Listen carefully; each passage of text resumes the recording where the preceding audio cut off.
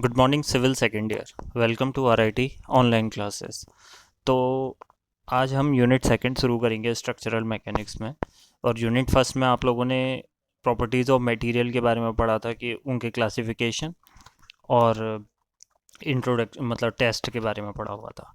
तो अब जो आपकी सेकेंड यूनिट है वो है simple stress and strain. Simple stress and strain इसे हिंदी में कहा जाता है सरल प्रतिबल एवं विकृतियाँ। तो इसमें आप लोग पढ़ेंगे पहले तो सबसे पहले अब फोर्सेस के बारे में ही बात होती है। तो फोर्स के बारे में आपने पिछली मैकेनिक्स में भी पढ़ा हुआ था। तो फोर्स होता क्या है ये सभी को पता है कि बल एक ऐसा कारक है जिसके द्वारा किसी वस्तु के सापेक्ष स्थिति में परिवर्तन किया जा सकता है या करने का प्रयास किया जाता है। ठीक है, मतलब किसी की स्थिति में अगर चेंज हो रहा है या उसके चेंज करने की कोशिश की जा रही है तो उसे हम क्या कहेंगे, फोर्स कहेंगे। दूसरी चीज़ है हमारी लोड। यह है एक external force acting on a body. कोई सा भी एक्सटर्नल फोर्स जब किसी बॉडी में लगता है बाहर से तो उसे कहा जाता है लोड। और इसकी एम के एस यूनिट होती है केजी, एसआई यूनिट होती है न्यूटन। तो 1 kg होता है 9.8 और इसे हम अराउंड ऑफ में 10 न्यूटन ले लेते हैं। तो 1 न्यूटन इक्वल्स टू 10⁵ डाइन। ये सारे आपको याद करने पड़ेंगे। उसके बाद जो नेक्स्ट आते हैं हम वो है क्लासिफिकेशन ऑफ लोड। ये आपने पहले भी पढ़ रखा है कि लोड कितने टाइप का होता है। तो बेसिकली जो लोड है वो आपका पॉइंट लोड होता है। पॉइंट लोड क्या होता है? जो केवल एक कंसनट्रेटेड लोड होता है जो एक पॉइंट पे लगता है आपके। जैसा कि यहाँ पर दिखा रखा है कि आर ए और आर बी आपकी रिएक्शंस हैं, ऊपर से एक डब्ल्यू क्या है, पॉइंट लोड है। तो R A plus R B क्या हो जाएगा, डब्ल्यू के बराबर हो जाएगा। अब जो नेक्स्ट है आपका सेकंड टाइप ऑफ लोड है वो है यूनिफॉर्मली डिस्ट्रीब्यूटेड लोड। इसे ही हिंदी में कहते हैं समवितरित भार, UDL, समवितरित भार। ये पूरी बीम में एक समान सा फैला होता है। ठीक है, तो the load which is distributed same manner over a length of beam is known as UDL। तो ये पूरी बीम में एक समान वितरित होता है, समान वितरित होता है, तो सम वितरित कह देते हैं इसे। थर्ड है आपका यूनिफॉर्मली वेरिंग लोड। ये समान वितरित नहीं होता है, ये पूरी बीम में अलग अलग होता है। होता तो है एक साथ ही होता है, लेकिन आप देख रहे हैं जैसा कि डायग्राम में यहाँ पर कि यहाँ पर ए के पास डब्ल्यू अलग है और बी के पास अलग है। मतलब तो ये बढ़ते जाता है एक समान इधर को या इधर को, बी से ए की तरफ या ए से बी की तरफ। तो ये हैं आपके लोड्स के टाइप।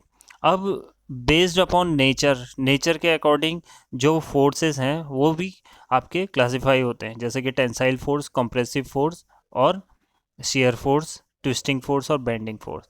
तो टेंसाइल फोर्स आपको पता है कि बाहर की तरफ खींचने वाला फोर्स हम टेंसाइल फोर्स कहते हैं, और अंदर की तरफ जो लगता है फोर्स उसे कंप्रेसिव फोर्स कहते हैं। शियर फोर्स क्या होता है? Force which tends to slide up part of a body over the other axis another are known as, मतलब कि जो स्लाइड करने की कोशिश करे एक दो बॉडी के बीच में।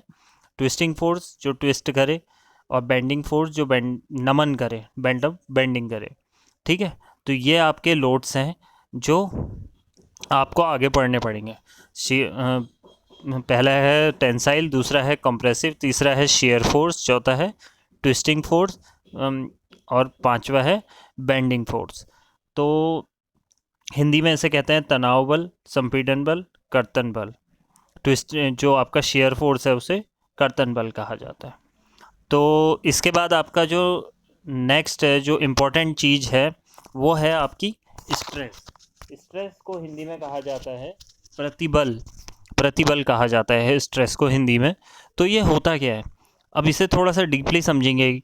जब हम किसी बॉडी में कोई बाहरी फोर्स लगाते हैं, जब हम किसी बॉडी में कोई बाहर से फोर्स लगाते हैं तो उसकी जो डायमेंशंस हैं उसमें कुछ ना कुछ चेंज होता है। ठीक है, तो जब हम बाहर से कोई फोर्स लगाते हैं तो उसके अंदर से, उसके अंदर का जो आंतरिक प्रतिरोधी बल उत्पन्न हो जाते हैं। मतलब कि किसी भी बॉडी में आप फोर्स लगाओगे तो उसके अंदर से भी उसको प्रतिरोध करने के लिए, उसको रेजिस्ट करने के लिए फोर्सेस डेवलप होंगे। ठीक है, तो उस वस्तु कि तो इस जब तक वो बल उसके आपके लगाए हुए फोर्स के बराबर नहीं हो जाते तब तक वो बॉडी वहीं पर ही रहेगी। लेकिन जब वो उसके अंदर के फोर्स आपके लगाए हुए फोर्स से कम हो जाएंगे तो उस बॉडी की पोजीशन में चेंज हो जाएगा। ठीक है, तो इन्हीं जो उसके अंदर के आंतरिक प्रतिरोधी बल होते हैं, जो रेजिस्टिंग फोर्स होते हैं किसी भी बॉडी के अंदर के, उसे ही हम क्या कहते हैं, प्रतिबल कहते हैं, मतलब कि स्ट्रेस कहते हैं। तो ये है आपकी स्ट्रेस की definition. Thus, the force of resistance offered by a body against the deformation is called stress. इसे सिग्मा से आप लोग ये आधा 9 जो होता है सिग्मा, इससे डिनोट करते हो। तो ये हो जाता है सिग्मा स्ट्रेस बराबर लोड अपॉन एरिया। कितना लोड पर यूनिट एरिया, कितना लोड लगा है पर यूनिट एरिया में, तो इसे हम स्ट्रेस कहेंगे।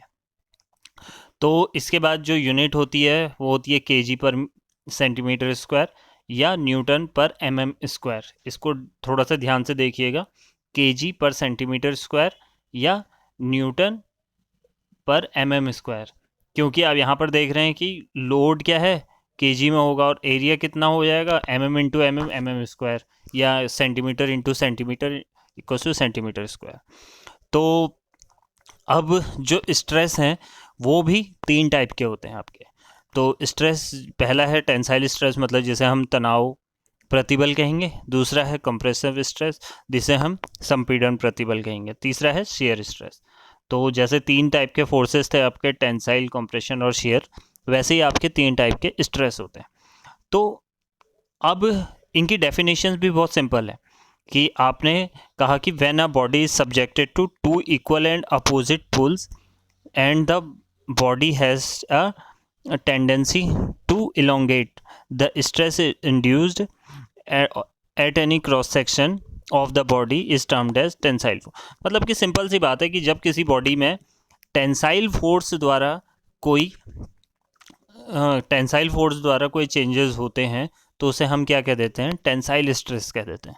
ठीक है, टेंसाइल फोर्स के कारण अगर हम बॉडी को बाहर की तरफ खींच रहे हैं या तनाव हो रहा है किसी बॉडी में, तो उसे हम क्या कहेंगे, टेंसाइल स्ट्रेस कहेंगे, तनाव प्रतिबल कहेंगे।